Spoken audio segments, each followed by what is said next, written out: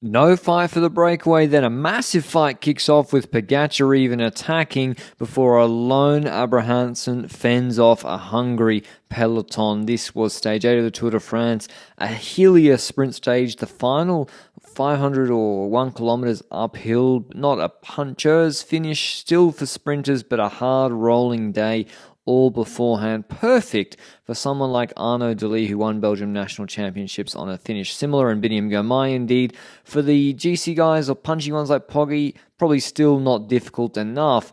EF Education Easy Post, you could see them lined up at the start ready to go, and indeed they did. They wanted to be in the breakaway. They still had Marin van den Berg as a backup option as a sprinter, and look at them. They almost go too hard because there's other teams that wanted to get in the breakaway. Astana, Total, Bahrain, FDJ, they wanted to be in as well. But because EF jumped so early before the climbs, there's 3 hard sort of 5 to 7 minute climbs coming up, they basically made themselves unbridgeable. Bissiger, Powers, and Abrahamsen was so strong. Abrahamsen he just wanted to be ahead because he wants free KOM points. He doesn't want to have to be fighting some random person in a breakaway for the KOM sprint, and then it gets blocked up, and you see these rollers and the downhill. No one wants to get caught in a chasse patate against those strong riders like Pacher, and then in the peloton, Intermarché and Lotto Destiny, they're blocking everything up and marking everybody trying to bridge across. It's only Bahrain trying to jump at this point. So the break initially goes. It was almost like there was no fight at all. Lotto start pacing for Delis. Binny's there, looking good. Their team's keeping the overview. And then EF realise correctly that they're not going to make it all that way with just 2 riders or a 3-man breakaway. So Bettiol on that first climb does a huge lead out for Ben Healy to try and get something going. And this is much smarter and works much better because the domestiques of Intermarché, Hobehosens, they can't mark you as well uphill, obviously, as they can if they sit on the wheels on the flat. So he pulls out of the line. Stevie Williams, winner of Flèche Wallonne, he's there. So we've got serious guys now trying to get into the breakaway. Healy, Williams, but unfortunately for them, Lotto Destiny have got one of those serious guys themselves. So they put Maxim van Hils, who's a top 5 hilly one-day racer so far this year. He goes into every move, blocking it up, not participating, trying to slow it down because they don't want a big break of punchers going. And look at Pogačar. This is a really reduced group, or there were splits happening. He jumps over the top of the first KOM, Vingegaard in his wheel. Don't really know why. Maybe there was someone up ahead like Roglic. I'm not sure, but there's splits, in fact, you can see. And then Gregoire goes ahead. So first climb, the break didn't form again.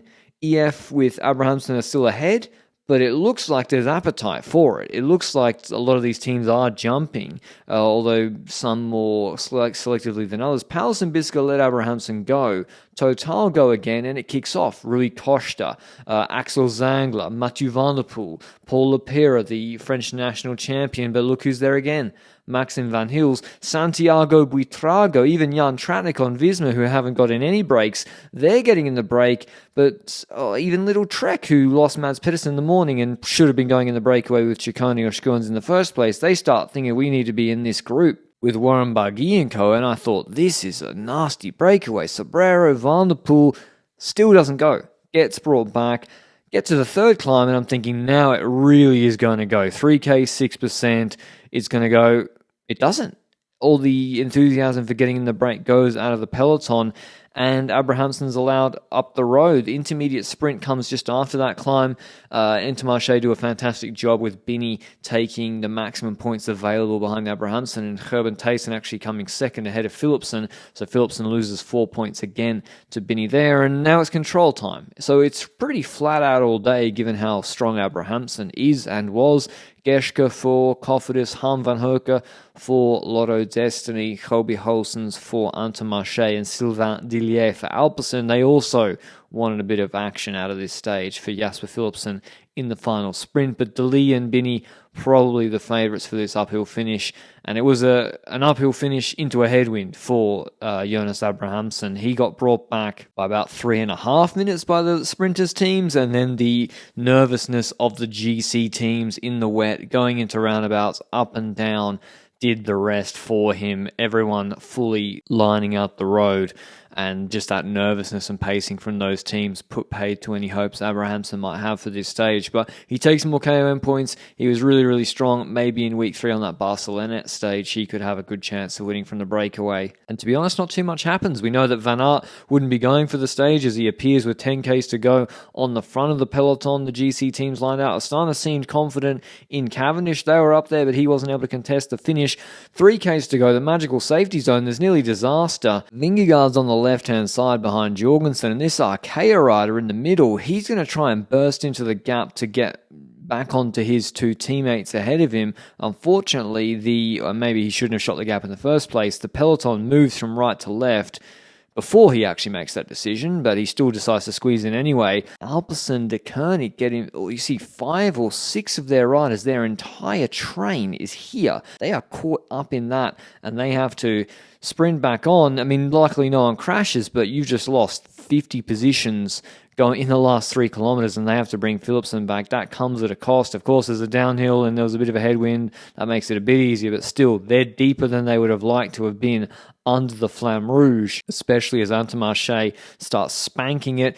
Bini switches off to the Cofidis train. Dali, he just gets squeezed off Coquard's wheel, and that is probably the end of his chance of winning the stage unless he can get lucky, because he gets squeezed back behind Ackermann and he's 2 wheels behind Biniam. I mean, he still had a chance here. He's still in very, very good position. We've seen how good he is uphill. Philipsen's on his wheel though as well, and Coquard's just being delivered far too early, but Bini is getting the absolute perfect run. He got straight from his train onto the Cofidis train, including Coquard giving him a lead out, and when he jumps, let's say he's the freshest, and Dali and Philipsen have had to do more work. Dali gets boxed in, but let's look at the overhead. Bini, perfect position, Slot having to fight with someone's elbow on his bars, and then when Philipsen jumps, he's got enough kick to stop himself getting boxed in. Dali's coming with super power on the right-hand side. There was just no space for him. Tries to shoot a gap that isn't there. Maybe could have won, should have won. Definitely will be disappointed. But the second win in the first week for Biniam Girmay, a dream for him in Intermarché. It can't be going any better for them. Ahead of Philipsen, Dali, Ackermann, Vandenberg, Gibbons, Turgis, Fred Wright, Amaury, and Evenepoel actually came 10th. They start lead out our team, 1K to go. I already knew, like my legs was super completely exposed, so for sure, if my legs is there, the other also, they have the same feeling. So when we go slightly up again, I felt again like super hard. And then I knew, I think now it's going to be my day, because everybody already stretched one line. There is also 2 Cofidis in front of me. I would say also thanks to them, because it was perfect lead out in the end for me. In the end, it was a really good fight with Philipsen, and then I won. In terms of GC, no changes, thankfully no crashes either. Tomorrow we have the gravel stage, which most of these guys will be fearing, mainly because there's not really any opportunities to take time. But if you have an ill-timed mechanical in the last 40 kilometers, it can be a very, very stressful and chaotic day. I'll have the recap for you tomorrow. See you then. Ciao.